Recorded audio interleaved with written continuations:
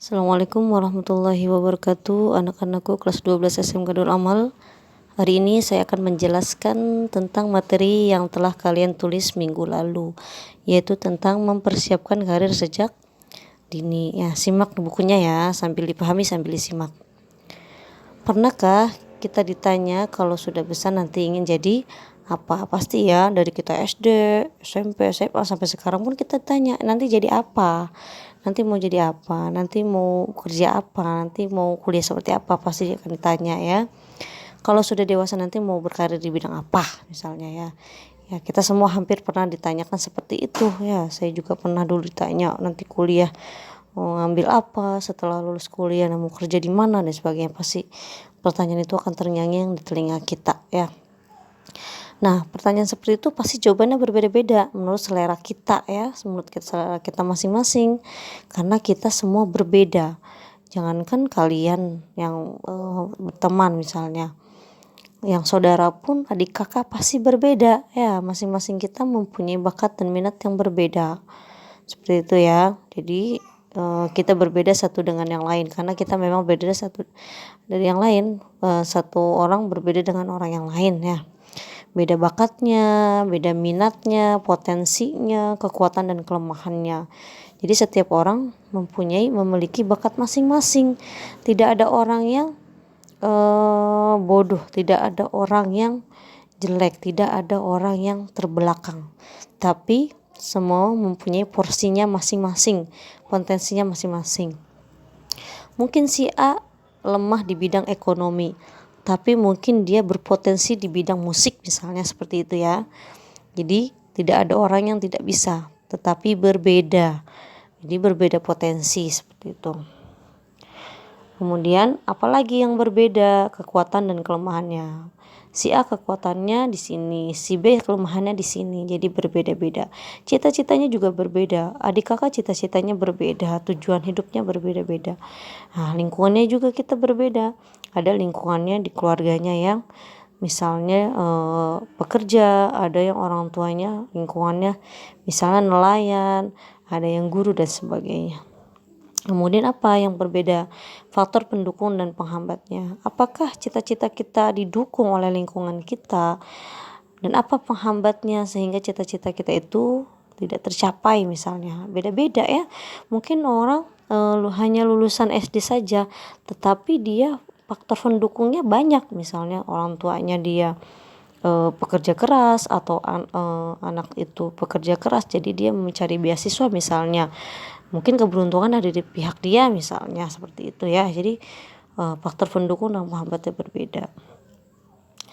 Peluang berkembangnya ya, peluang berkembangnya. Setiap seseorang mempunyai peluang yang sama, tetapi apakah peluang itu dia manfaatkan dengan sebaik mungkin ya.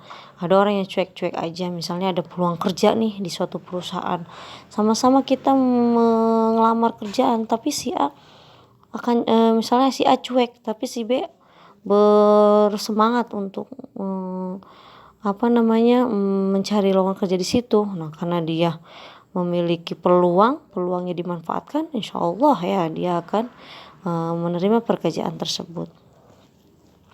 Kemudian apa? Kecermatan dan keberanian mengambil keputusan ya itu tadi ya, kita memiliki peluang yang sama. Nah, ada lowongan di perusahaan si A, sama-sama mengelamar kerjaan ya, membuat CV, tapi salah satu orang tidak semangat ya, dia tidak mau bersungguh-sungguh, tetapi si A yang bersungguh-sungguh itu memiliki kecermatan dan keberanian untuk melangkah lebih maju. Nah, maka mungkin saja dia lebih sukses atau dia lebih beruntung gitu ya. Jadi semua ini berbeda satu dengan yang lainnya. Nah, nasib orang pasti berbeda. Nah, semua itu akan berpengaruh besar dalam kesuksesan karir di masa depan ya. Kita beda minat kita, beda bakat kita. Nah, itu semua akan mempengaruhi. Kalian belajar di mesin, belajar di akuntansi, semuanya sama memiliki kesempatan belajar yang sama. Misalnya pelajaran bimbingan karir sama ya, bimbingan karir dijelaskan semua barang-barang sama ya, tidak ada tidak ada pilih kasih, misalnya si A saya jelaskan dengan detail, si A tidak ya, semua memiliki hak untuk belajar yang sama. Tetapi kalau orang yang sungguh-sungguh, kalau orang yang benar-benar memanfaatkan peluang yang bagus, maka insya Allah kesuksesan dia akan lebih terdepan, seperti itu ya. Orang-orang yang sukses adalah orang yang memanfaatkan masa kini untuk mempersiapkan masa depan, seperti itu ya, bisa dipahami. Kemudian apalagi, namun sebelum kita mengkaji lebih lanjut tentang karir, maka akan lebih bijak kita memahami dulu apa sih karir. Nah, kita akan belajar bimbingan karir nih, tapi kamu tidak tahu apa sih karir. Nah, karir ini adalah menunjuk pada pekerjaan atau jabatan yang ditekuni. Ya, bukan pekerjaan yang serabutan, bukan pekerjaan yang pindah-pindah, seperti itu ya, harus ditekuni. Ya, biasanya karir ini seperti profesi. Jika kalian jurusan akuntansi dulu belajar dengan saya, yaitu pelajaran etika profesi ya. Profesi berbeda dengan pekerjaan biasa. Profesi itu adalah seseorang yang bekerja, yang memiliki keahlian tertentu dengan berpendidikan tinggi. Tapi kalau pekerjaan biasa semua orang bisa, tetapi kalau profesi tidak ya. Misalnya profesi seorang dokter, tidak semua orang bisa jadi dokter. Kalau kita ingin jadi dokter, kita harus melalui tahap-tahap pendidikan yang lebih tinggi, memiliki skill yang khusus ya. Tidak sembarang orang bisa menjadi dokter. Tetapi kalau kita bekerja biasa, misalnya jadi pedagang, setiap orang pasti bisa dagang gitu ya. Tidak, berdagang itu tidak memerlukan pendidikan yang tinggi, seperti itu. Jadi karir ini biasanya ini adalah pekerjaan yang ditekuni, pekerjaan yang tetap ya, bisa dikatakan seperti profesi. Kemudian maka dari itu pemilihan karir lebih mengutamakan persiapan dan perencanaan yang matang. Ya harus matang. Misalnya kita ingin jadi polisi, harus benar-benar matang persiapannya apa, syarat-syarat menjadi polisi seperti apa. Dokter, syarat-syaratnya apa, jurusan yang harus ditempuh, misalnya kuliah di mana dan sebagainya. Ya, jadi karir itu mengutamakan persiapan yang matang.